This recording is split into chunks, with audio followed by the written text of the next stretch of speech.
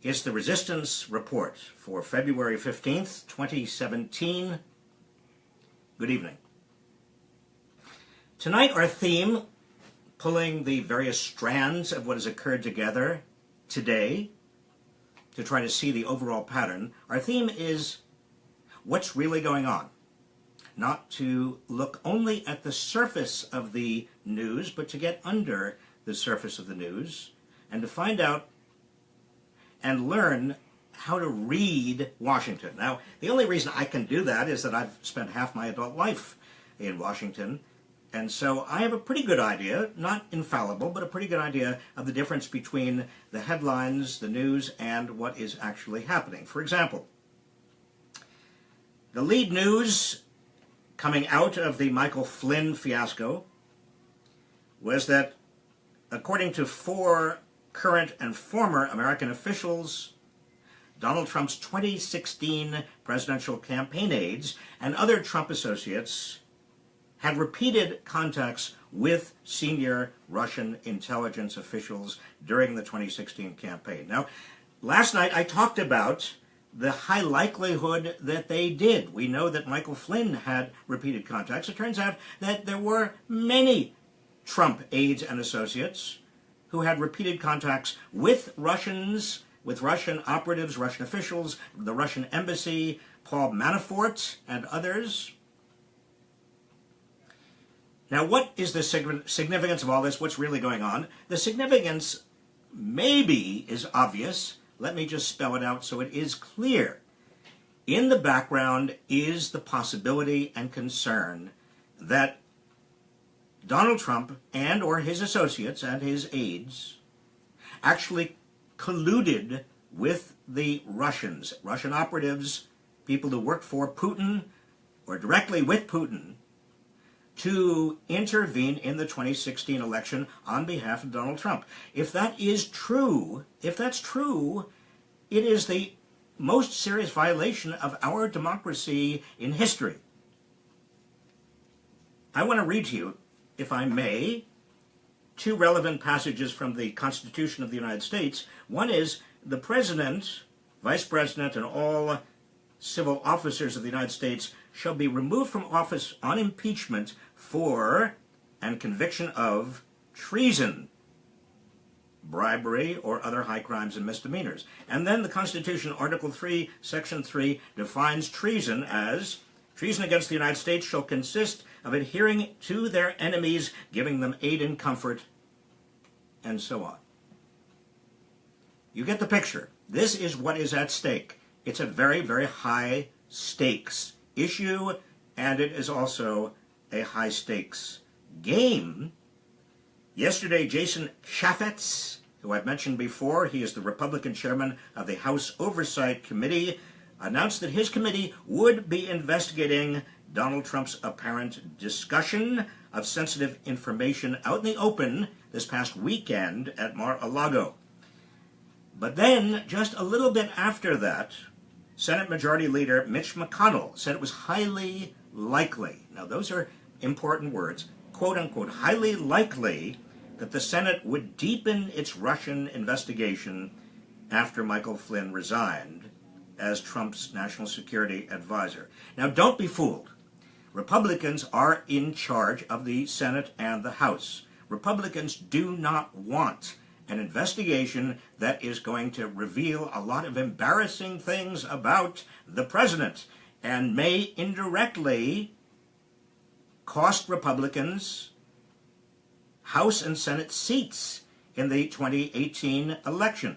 They're not going to do this voluntarily. They don't want to do this, which is why the Congress has got to launch a true bipartisan investigation. As long as it's the Senate Intelligence Committee or it is a House Oversight Committee, those committees have majorities of Republicans on them because Republicans are in the majority in the Senate and the House. So we're not going to get a true investigation that reveals much of anything. And that's why it's got to be bipartisan, going to be equal, Democrats and Republicans.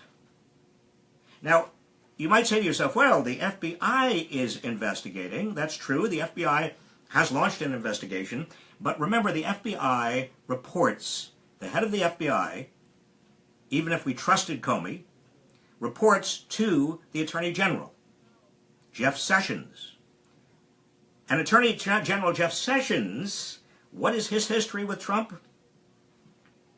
Well, he was a central player in the Trump presidential campaign.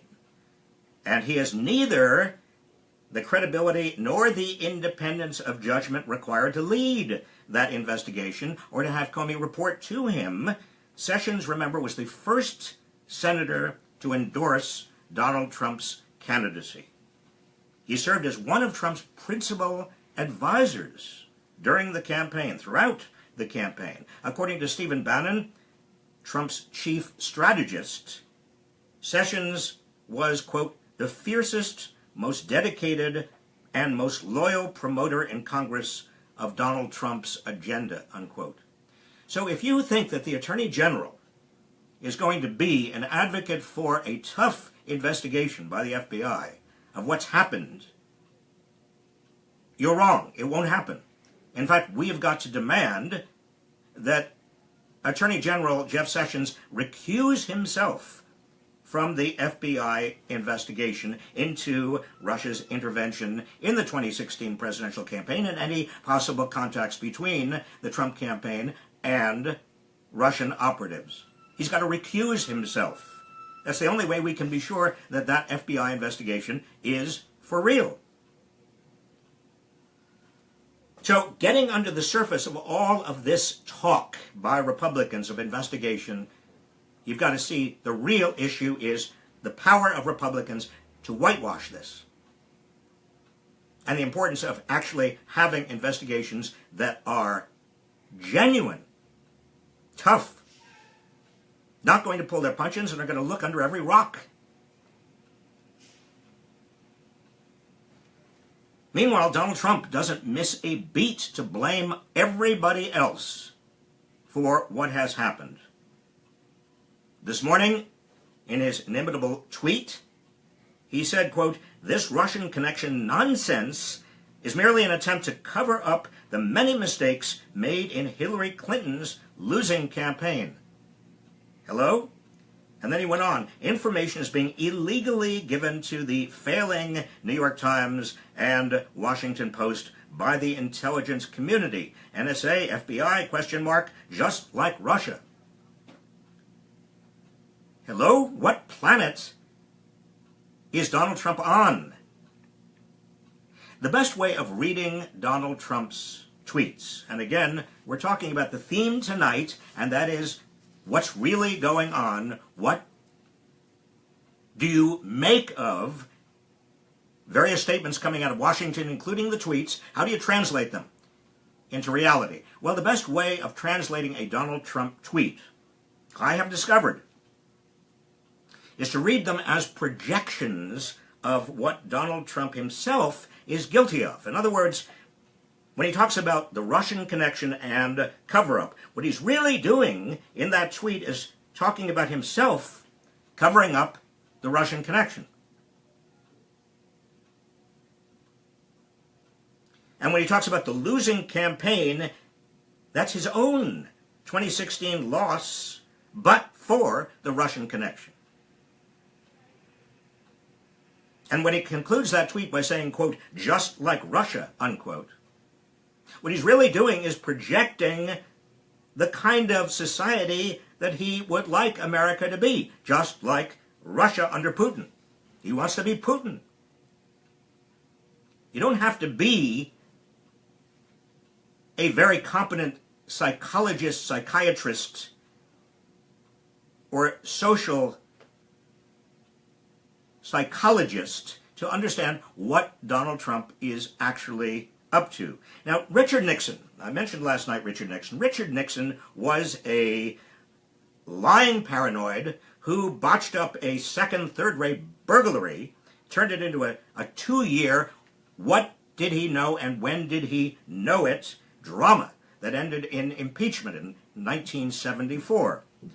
Now, Donald Trump is a lying sociopath who probably collaborated with Russia, we don't know, but we hopefully will find out, to steal a presidential election. That is much more of a of an insult, an abuse of power than Richard Nixon's. What did Trump know, and when did he know it? Well, I think we will know sooner than 2 years, if these investigations are legitimate.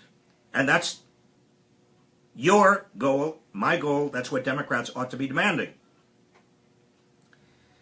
In other news today, on the same theme of what is really going on, getting underneath the surface of the news, well, we know that Andrew Puzder,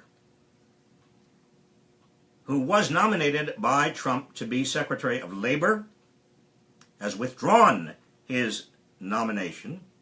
Now, what does that mean? When somebody withdraws their nomination, what it essentially means is they didn't just voluntarily withdraw. It means somebody in the White House contacted them and said, you're not going to get through. It's going to be embarrassing to you if there actually is a vote on your confirmation. There are now at least 3, if not 4, Republicans who are going to vote against you, and so you ought to get out while the getting is good. Now, in a better Washington, if Washington was rational, Puzder would have gone down the toilet because he has mistreated his workers. Remember, he's the owner of Hardee's and Carl Jr.'s, these chains, food chains, hamburger fast food chains. He mistreated his workers. He broke labor laws. He opposed the minimum wage. But that's not why these 3 or 4 Republican senators told the White House they're not going to vote for him. The reason they told the White House they're not going to vote for him is because Puzder admitted hiring an undocumented immigrant as a housekeeper and failing to pay taxes on her services. If you want to know the truth, that's what happened. That's why these Republicans, they can't vote for somebody who violated the immigration laws and didn't pay taxes, because they themselves were elected, and Trump was elected on the principle of actually controlling undocumented workers and illegal immigration. So I wish that I could say that there were noble motives here, but on the Republican side, no. Another little piece of news today that we need to uncover in terms of what's really going on. The biggest and perhaps most important campaign promise Trump made about restoring American jobs was to stop China from manipulating its currency.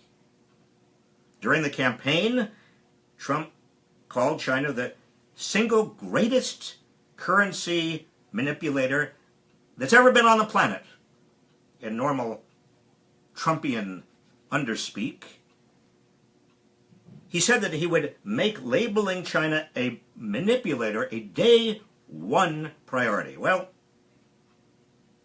we're now in day 23, and nothing has happened. In fact, quite the contrary. The Wall Street Journal reports that Trump is considering making a proposed change in the trade laws in terms of what it means to be a currency manipulator that would get China off the hook. Now, why is Trump interested in getting China off the hook? Could it be, and does it have anything to do with the possibility that China is on the verge of giving the Trump brand intellectual property protection, something that the Trump organization and Donald Trump have sought for years? It will mean a huge amount of money, huge profits for Trump. Could it have anything to do with that? I ask you. Speculating on it, the timing is very interesting. Here's another and final revealing story to you. Today at a joint press conference with Israeli Prime Minister Benjamin Netanyahu, a reporter asked Trump about the, quote, sharp rise in anti-Semitism and anti-Semitic incidents across the United States since Trump's election. Now, this was a perfect opportunity for Donald Trump to basically distance himself and state very, very clearly that he is against anti-Semitism in all its forms. But instead, this is Donald Trump's response to the question about the rise in anti-Semitism or anti-Semitic incidents. Donald Trump said, well, I just want to say that we are, very honored by the victory that we had. 316 electoral college votes. We were not supposed to crack 220. You know that, right? There was no way to 221, but then they said there was no way to 270. And there's tremendous enthusiasm out there. You want a translation? The translation is Donald Trump is not going to condemn anti-Semitism or anti-Semitic remarks because he doesn't want to offend some of his truest supporters. And this is not new because even on the campaign trail, when he was asked to condemn racist remarks and condemn some of the people in his crowds who actually assaulted African Americans, do you remember Donald Trump said again and again, well, I'm not going to make any statements. They can do what they want to do. Maybe they were just riled up.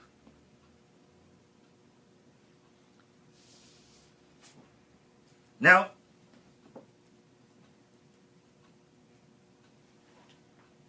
I want to remind you that starting this Saturday, a lot of members of Congress are coming back home. And if you are interested in attending one of their town halls, I urge you to do that. In fact, I urge you to join with others, ask very hard questions about everything that I have been talking about. Will there be a tough investigation of what is actually occurring? Will there be a tough examination and investigation of what has occurred during the campaign between Donald Trump and Donald Trump's staff and Russian operatives? Will there be an attempt to get Donald Trump's tax returns?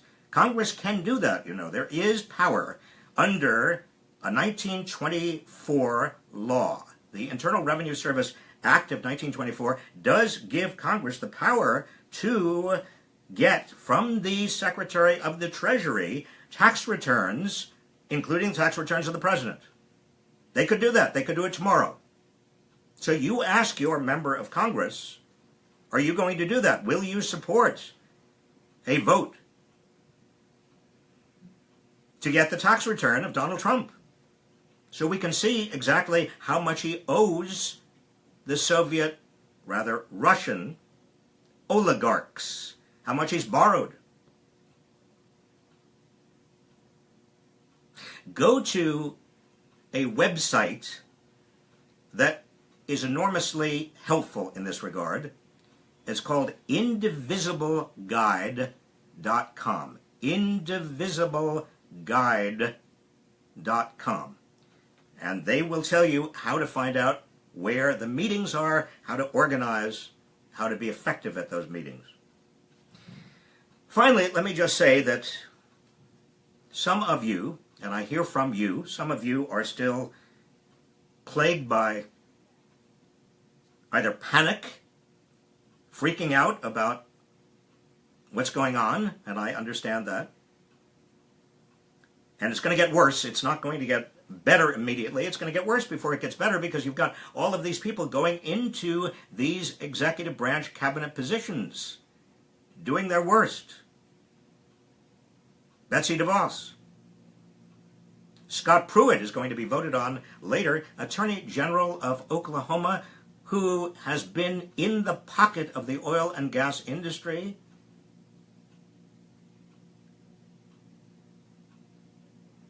And many others. So many of you are just feeling panicked and overwhelmed and freaking out, and some of you are in despair and cynicism, and others of you have a kind of outrage numbness. That is, you just can't get more outraged. Somebody said to me yesterday, I don't even want to read the paper. I don't want to read the news. I want to just get away from it. I understand that.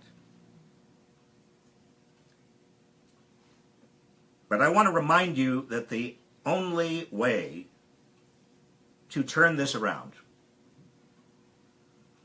the only way to rescue our democracy from Donald Trump and from the people around him who are enabling him, his enablers, mostly Republicans,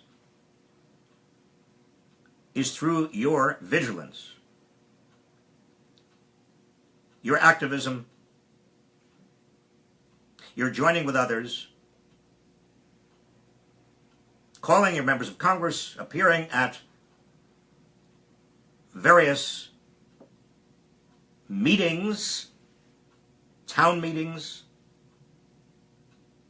being activist in terms of the upcoming 2018 midterm elections, getting involved right now in those and the primaries,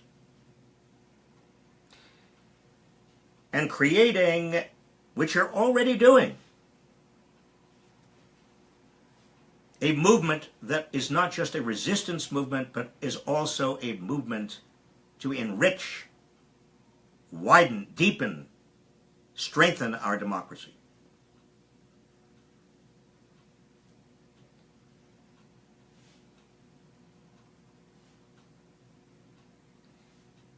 That is tonight's Resistance Report. I'll see you tomorrow.